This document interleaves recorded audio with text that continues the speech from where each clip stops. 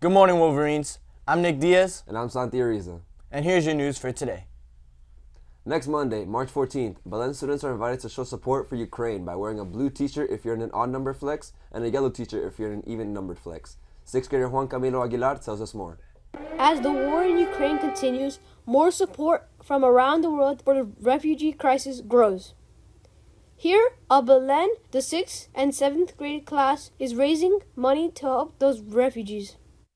On March 14th, we have for the middle school, odd-numbered flexes will wear, preferably with no logos, a light blue shirt, and even-numbered flexes will wear, preferably with no logos, a golden yellow. Well, all of the donation money is going to be going to the JRS, which is the Jesuit Refugee Services.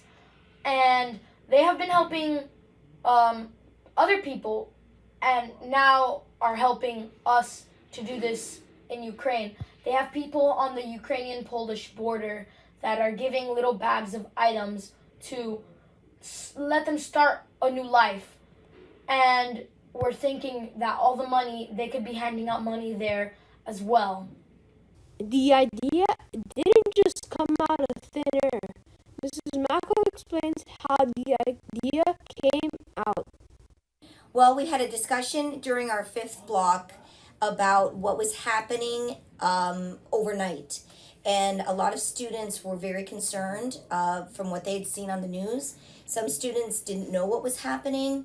We were lucky to have many students who had a lot of information.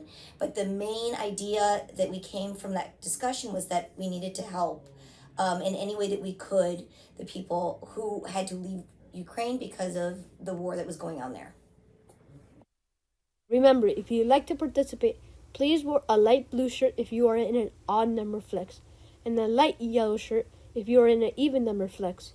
Your $5 donations will be turned in to your second block teacher on B-Day.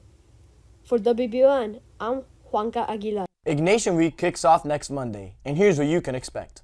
Multiple activities will be taking place throughout the week, such as Ukrainian Solidarity Day, flex learning events, guest speakers, and service events. The week caps off with school-wide mass on Friday for the Feast of St. Joseph. We cut to Jose to discuss the current events in Ukraine. Horrifying and depraved. That's how many, including world leaders, are describing the attack on a children's hospital and maternity ward in the besieged city of Mariupol, Ukraine.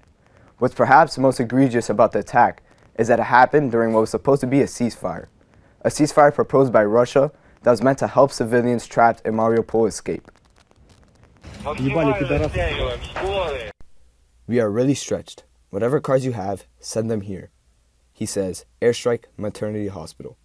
This was Russia's response to a global appeal for a ceasefire to evacuate a city of 1 million people.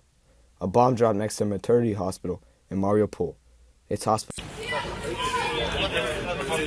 number 3. Inside, a frantic search for survivors.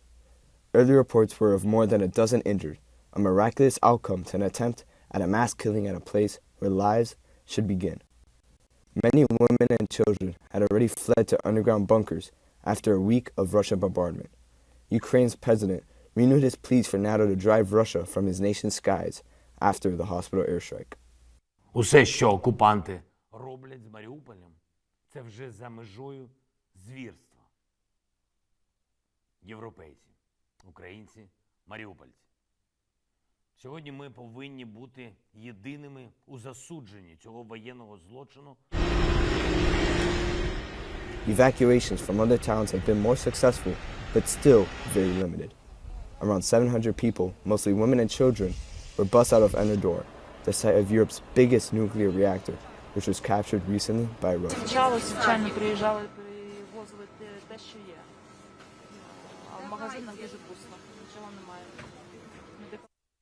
Yulia Korolan volunteers at a refugee reception center in Zaporizhzhia, set up to receive people fleeing from her hometown in Mariupol. It's empty. She's been waiting a week for news from home of her husband, Evgeny, and daughter Yasia. This morning, she got a brief call. My daughter told me she loves me. Of course she does. actually how she's alive.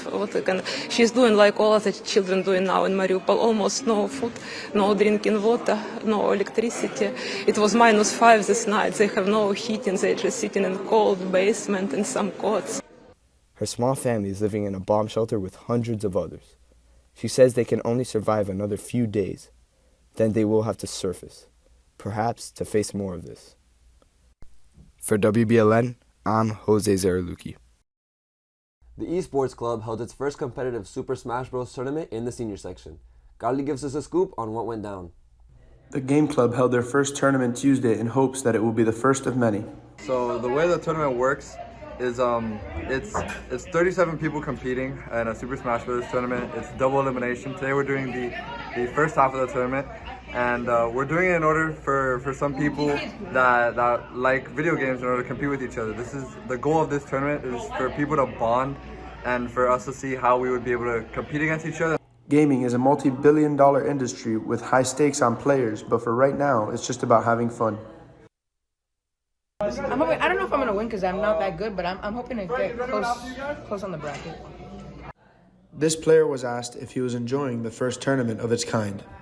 Yeah, it's really fun so far. I'm really enjoying it, yeah. To find out more information, contact CJ Morales at cmorales22 at belenwolverines.org. The director of Black Panther was detained by Atlanta police after being mistaken for a bank robber. According to reports, Ryan Coogler was attempting to withdraw $12,000 from his account. He had written a note on the back of the withdrawal slip asking for the cash to be counted discreetly due to the amount. The teller notified her supervisor that she thought Coogler was trying to rob the bank, and 911 was called. Coogler was placed in handcuffs while police investigated and was released once his identity was confirmed. While Coogler says the situation should have never happened, he adds that it's been, quote, addressed to my satisfaction. Bank of America issued a statement apologizing for the incident. Coogler was in Atlanta working on Black Panther, Wakanda Forever, a sequel to his 2018 hit At the Time. The film is expected to be released later this year.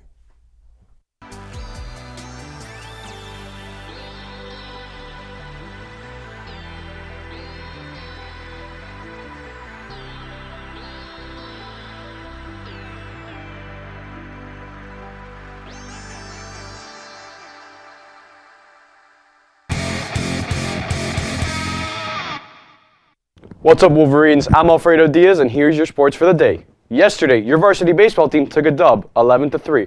Marco Fuentes started on the mound for the Wolverines and didn't give up an earned run on the day.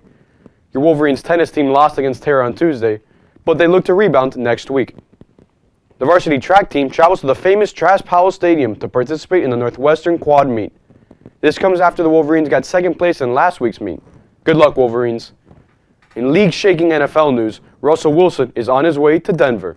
In one of the biggest trades in NFL history, the Broncos attempt to reenact the success that the Rams achieved by trading for a top-tier quarterback. NFL free agency starts next week. It's the most wonderful time of the year. March Madness is in full swing as conference tournaments fill the airtime this entire weekend. The Seminoles took a 40-point loss. Boston College won in overtime, and Virginia Tech hit this shot at the buzzer to beat Clemson. Your Miami Hurricanes play today versus the Boston College Eagles in the quarterfinals of the ACC tourney. Isaiah Wong looks to lead the Canes to the NCAA tournament with a couple of wins. Last night, the Miami Heat got burned. The Phoenix Suns took a third-quarter lead and never looked back, as they were powered by the return of Devin Booker. For the Heat, Jimmy Butler didn't suit up and Caleb Martin left in the second quarter. The Ice Cats play tonight against the Flyers and look to continue their streak of dominance of the season. That's all for sports, and now back to the guys at the desk. Thanks, Fredo. Make sure to follow us on Facebook, Instagram, YouTube, and Twitter. And from all of us at WBLN, stay safe and stay golden, Wolverines.